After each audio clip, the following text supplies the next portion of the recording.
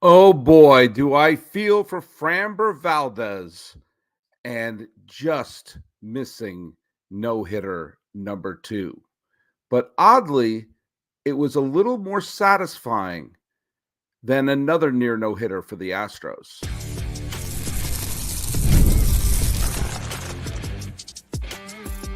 You are Locked On MLB, your daily MLB podcast. Part of the Locked On Podcast Network, your team every day.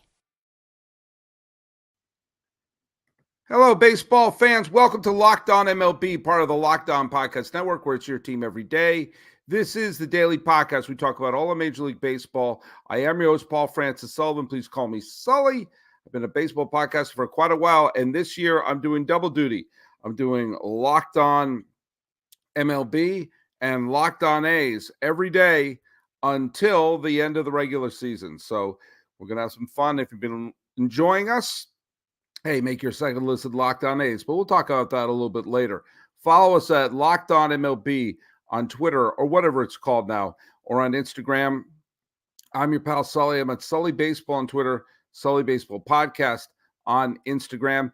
And today's episode is brought to you by our good friends over at PrizePicks. You know what PrizePicks is. It's the easiest and most exciting way to play daily fantasy sports. Go to prizepicks.com/LockedOnMLB. Use code all lowercase LockedOnMLB for a first deposit match up to 100 tomatoes. All right, I'm doing this on Wednesday afternoon. See a couple people. We're doing a live stream. We're doing a live stream today.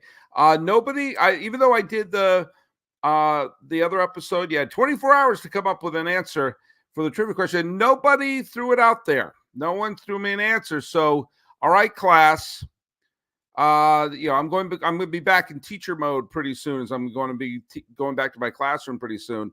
So, pencils back up. I'm going to ask the question again. Okay. Lance McCullers Jr. recently is going under surgery, of which he will probably miss the rest of his career. What do Lance McCullers Jr. and Jordan Montgomery have in common? And I'll give you a tiny hint. Jordan Montgomery and Lance McCullers Jr. did something very specific in back-to-back seasons. One did it one season, the other did it the next. And it is extraordinarily rare. So that is your trivia question. And don't Cliff Clavin this and say, well, they've not been in your living room.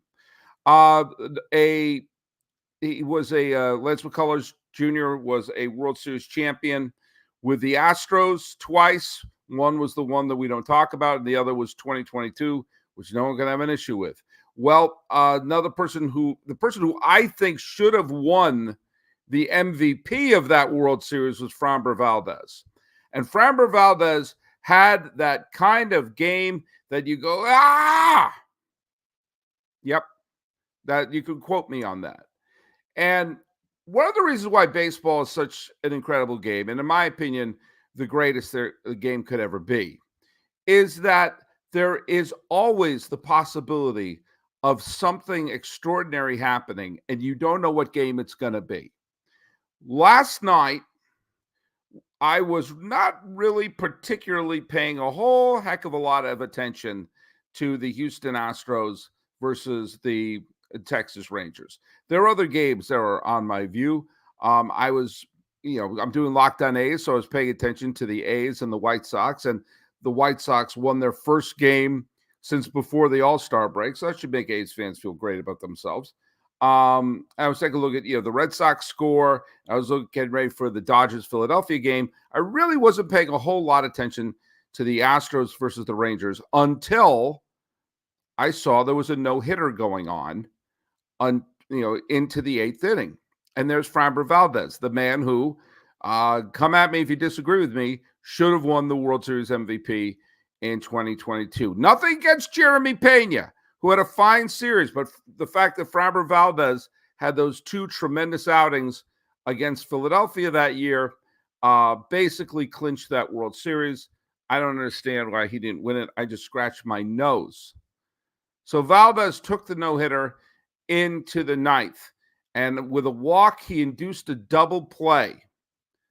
So we knew it was going to be a perfect game or anything, but he got the double play. So 2 outs, nobody on, a 4-0 lead. Now, earlier, Josh Hader had been warming up. I remember thinking, oh, come on. Let the guy finish the no-hitter. Valdez already has a no-hitter. Let's have it be 2. Let's pad his resume, shall we? And he walked the batter, and up comes Corey Seager, big-time player. Now, we all know, I know you know, we all know that if this was a normal game, if he had let up a flare hit in the second or a base hit up the middle in the fifth, when Seager came up, we'll take him out. We'll take him out. You got us to this point, but you've let up a couple of walks. Come on, we're going to close this game out, especially because the Astros are, as of this recording, on the outside looking into the postseason. But alas, we see that it came to within 1 out, and in comes Seager. And what does Seager do? He pounds a home run. And then they took him out because it's like, all right, it's not a no-hitter. It's not a shutout anymore. And, you've lost a step or two. And as of this recording, the Astros, they got to win these games. So, yeah, they took him out. Now, I have no compunction. I have no issue with them taking him out at that moment. I'm glad they got to that moment. I'm glad they got to that moment where it's like, okay, now take him out. Because, they had to win the game. He clearly was losing a step, but he also was given a chance to complete it. That was the issue I had earlier this year when Ronel Blanco of the Astros was throwing a no-hitter, and he had already thrown a no-hitter this year. So he had thrown a no-hitter earlier in the year. So this wasn't really an issue of like, oh, he's someone coming off of surgery or coming off of an outing where, he's brand new, kind of like with Skeens earlier this year when he was throwing a no-hitter, and it was like, we can't play games with our franchise arm. And they took Blanco out in the 7th, and the no-hitter was lost in the 8th. It was either the 8th or 9th by a reliever. And I hate that. Give him a shot. If they're going to lose the no-hitter, give him a chance to lose the no-hitter. There have been some memorable games. I remember Brian Hallman, who was a talented pitcher who was included in the trade that sent Randy Johnson to the Mariners. Hallman was actually probably the more polished of the two pitchers at the time. And he was taking a perfect game until the 9th inning. It was a game between the Mariners and the A's. There were 2 outs in the 9th inning, a perfect game. And then Ken Phelps, Frank Costanza's favorite trade chip, hit a home run to break up the perfect game. And I felt for Hallman, but at least there's a sense of completion there.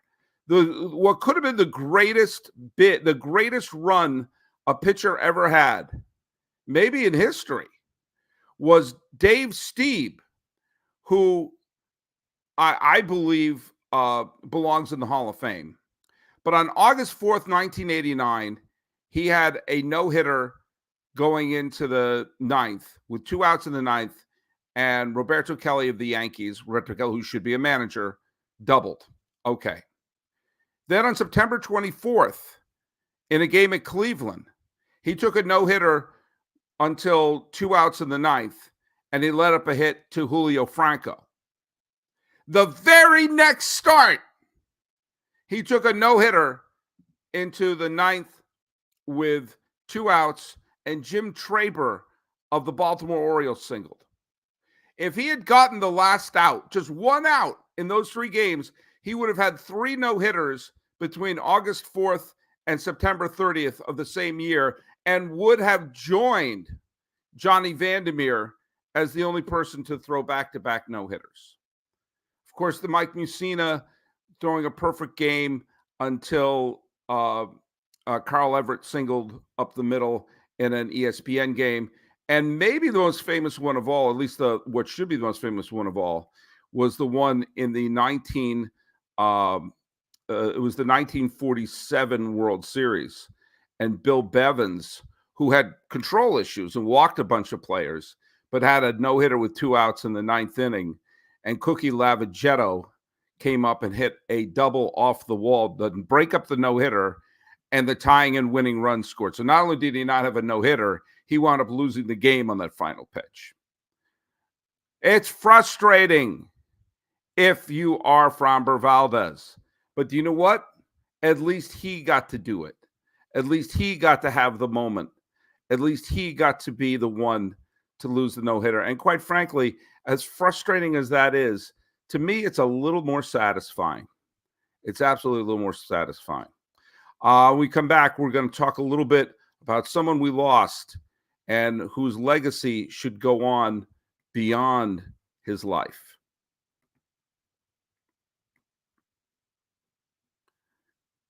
Hey, let's hear a little bit from our friends over at PrizePicks. You know what PrizePicks is, don't you? PrizePicks is America's #1 fantasy app.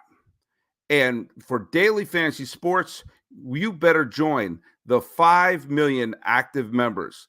PrizePicks is the easiest and most exciting way to play daily fantasy sports. Unlike other apps, on PrizePicks, it's just you against the numbers. All you do is pick more than or less than on 2 to 6 player stat projections and watch the winnings roll in. Get in on the daily action with your friends and become part of the PrizePicks community today. So you can now turn your winnings up to 100 times of your money. What does that mean? With 4 correct picks, you can turn $10 into $1,000. And PrizePicks is available in more than 30 states across the country, including Texas, Georgia, and right here in California. Download the PrizePicks app today. Use the code LOCKEDONMLB for a first deposit match up to $100. That's code LOCKEDONMLB on PrizePicks for a deposit match up to $100. Pick more. Pick less. With PrizePicks, it really is that easy. Check them out at PrizePicks.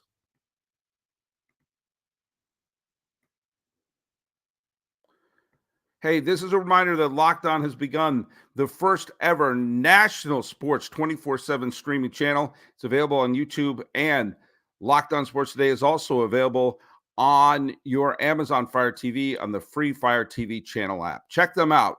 Locked On Sports Today 24/7. It should be your hub for all your sports news.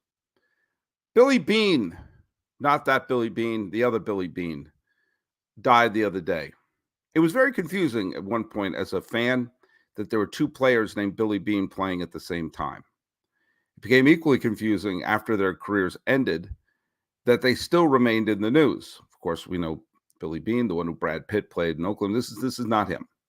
This is the one who was a star player in Loyola Marymount and came up and made a big splash with the Detroit Tigers when he initially started to play. And he played for several years, played for several teams. Anyone who makes it to the major leagues is a big contributor. And his career ended in the mid-1990s. And he became well-known, probably more well-known after his career, because he came out. He is one of the few players in baseball history, major league players, to come out. And we lost him the other day. He had leukemia, and he died the other day. And he was an ambassador for inclusion, which is not a dirty word, mind you. It became someone who worked very hard to make sure that the family of baseball is including all people of all different walks of life and all different backgrounds and all different races and gender identity and sexual identity and religions and places of origin, all the things that shouldn't matter on a baseball field. It shouldn't matter in life, but sports should always be ahead of the curve in terms of inclusion. Sports should always be more, if you don't like the word progressive, let's say advanced in terms of accepting who people are, because the most important thing is what they can do on the field. You know, a lot of people who kind of have, wondered if there's too much inclusion today. I think that's insane.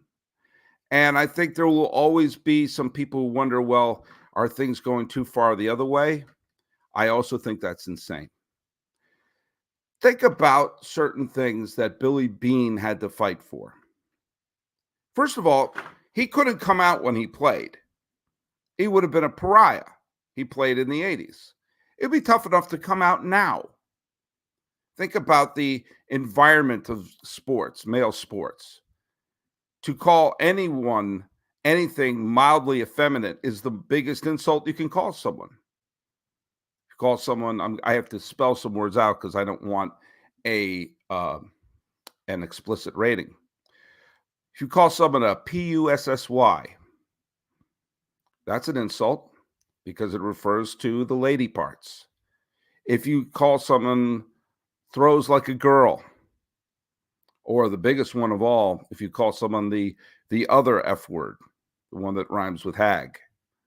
In the great movie Bull Durham, one of my absolute favorite baseball movie of all time, and one that is relatively progressive for a film of the 80s, what's the one thing that everyone knows you can't call an umpire? You'll get automatically ejected. Well, it's the one that ends in sucker, and the first word is C. Why? Because think about what you're calling them. It's so ingrained in our language, we don't even think about it sometimes. Or pointing it out is like, oh, you're being too sensitive, you're being too politically correct. But think about Billy Beane not being able to come out when he played. That he had to hide it. That he had to pretend he was who he wasn't simply because he was attracted to people differently than other people, or he loved someone differently than other people. So what? Sports, it shouldn't matter. And think about the fights that have been going on. These aren't like grainy black and white films. This isn't even Ben Chapman and Jackie Robinson, which wasn't that long ago. Rachel Robinson is still alive. But think about the fights of just something as basic as, two people who love each other, want to get together and share each other's life and have the legal contract that come around through marriage. That has to be a fight, of which some people believe is wrong. Or some people will start waving their religion around and something like that and saying, this is against all this other stuff. And objecting to things like Pride Night. There's always a player or two who comes out against Pride Night and say, why does it have to be Pride? Because people had to be ashamed of it for so long. Think about this for a second. There have been literally tens of thousands of people who have played Major League Baseball over the years. Tens of thousands. I could name 3 that I know for sure who are gay. Glenn Burke, Billy Beane, TJ House. I really doubt they're the only ones. And yet, to this day, there are players who are not straight playing baseball right now, Major League Baseball right now. And there are many, many in the NBA. We all know that. It's one of the worst kept secrets in sports. And yet, everything is still quiet. Everything is still in silence. It's none of our business, but then again, we always have pictures of the players' spouses. That used to be a big thing on ABC when during the World Series, there's Joe Morgan cut to Joe Morgan's wife. The family day, the this and that. There's a big thing with those players' spouses. That's normalized. It's like, is that our business? Why shouldn't Billy Beane's partner also be included there? Sports has to be ahead of the curve because it forces people to say, I don't like this group, but I'm cheering this person's part of their group. Therefore, I wonder if I should rethink my opinions of people in that group. That's what allowed people to allowed fans and everything to accept integration. And all of a sudden, players coming from other countries speaking other languages. And suddenly, like, oh, I understand that.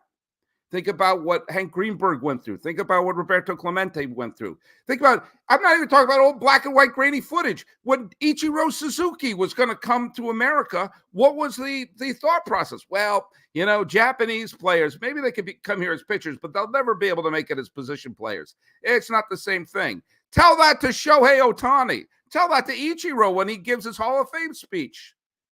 And all of a sudden, it forces people to rethink their attitudes.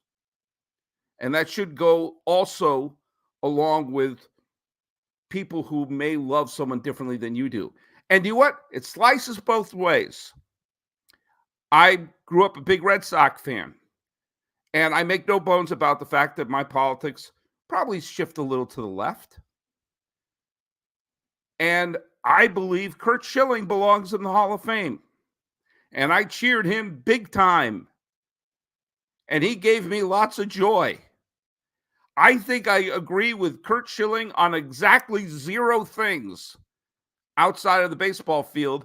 And I stood up and cheered him. And I banged the drum for him to be in the Hall of Fame. Even though we have our differences. Even though we're not cut from the same cloth. Slices both ways. Absolutely slices both ways in a lot of different manners.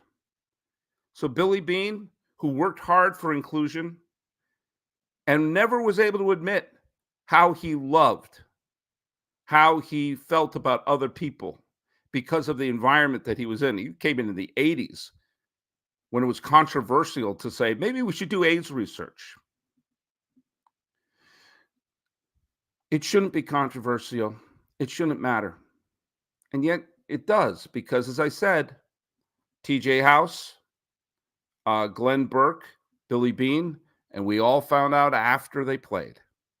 Why is that? So rest in peace, Billy Beane, and realize there's work to be done with your legacy. We come back, we're going to talk about another legacy moment that took place on this day in 2007.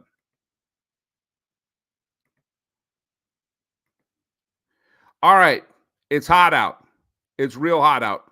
And if you're going to be going to a ball game, especially if you go to a ball game in Sacramento, it's going to be really hot. Or as we used to say in Massachusetts, it's going to be wicked hot.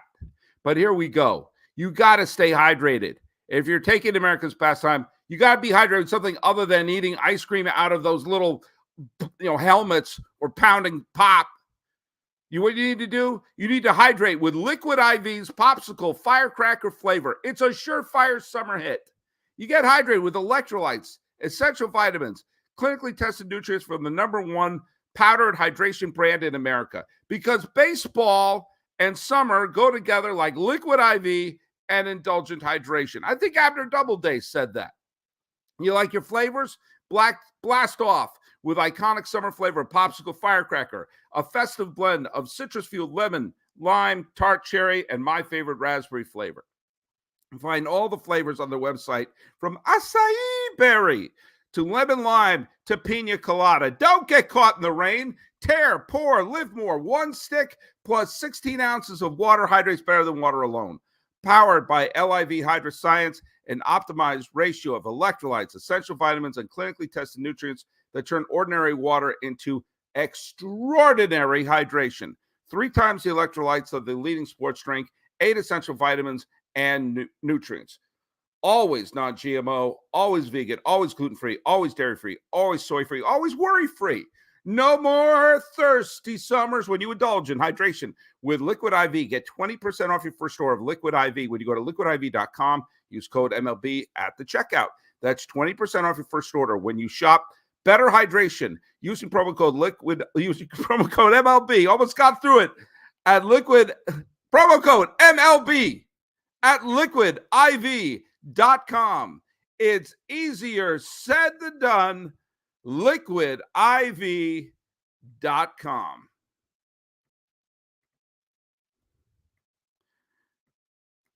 Hey, thanks so much for making Locked On MLB your first listen. Hey, do you want your second listen should be? Head on over to Locked On A's. Why? It's more of your pal Sully.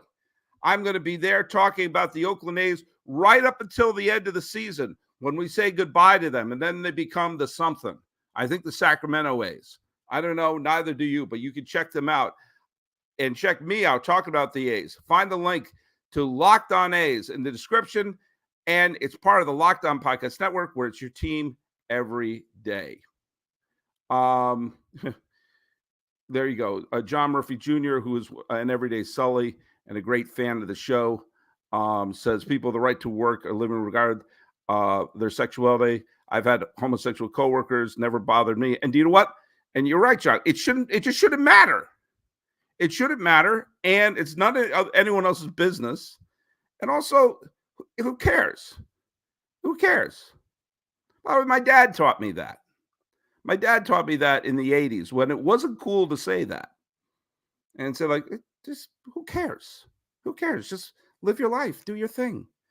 But the fact that there are many, many gay players playing today, but we don't know who they are, goes a long way. Hey, speaking of my dad, because he brought that up, that was not an intended segue. My dad loved Barry Bonds. My dad loves Barry Bonds. And he loved watching him. When my father's a diehard Giants fan, saw Willie Mays' whole career and saw Barry Bonds' career. And my dad never admitted that Barry Bonds took even Flintstones chewables, even though I could hold up a picture of Bonds when he was with the Pirates and a picture of Bonds when he was with the Giants. I said, like, happy Bruce Banner, angry Bruce Banner. But I've always been a Bonds fan myself, mainly because I'm not as holier than thou about steroids. I know some of you disagree with me on that. And I also saw all the joy that he brought my father. And on this day in 2007, we all celebrated Henry Aaron and the 50th anniversary of him passing Babe Ruth this April. Today's the anniversary of Bonds passing Henry Aaron.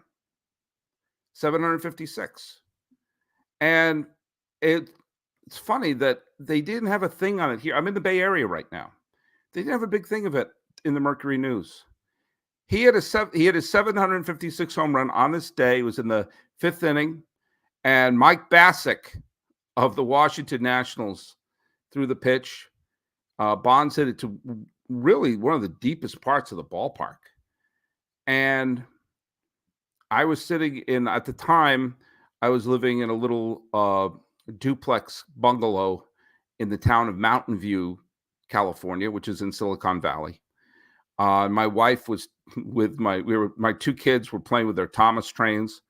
My wife was not paying attention, and Bonds hit the home run. And I immediately called my dad, and my dad was very moved. He felt very happy that he was able to witness it. And Selig wasn't there because Selig is a punk. Henry Aaron wasn't there, but he did deliver a video message. Now, I have joked that Henry Aaron's video message to Bonds was shot in a way that I almost expected Henry Aaron to hold up a newspaper as proof of life. He almost was blinking SOS during it. But he did send the message. And it meant a lot to my dad.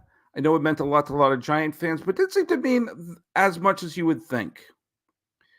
It was a moment where an all-time record fell. You may not have approved of how it happened, and you may not accept it. You may not acknowledge it. There are some people who do not acknowledge the results of the 2017 World Series. There are people who do not acknowledge the results of the 2018 World Series because the Red Sox cheated too. And there are people who I know left and right about they don't acknowledge what the home run records, whether it's by Bonds, whether it's by McGuire or Sosa or whomever. But they did happen. They're factual. They happen.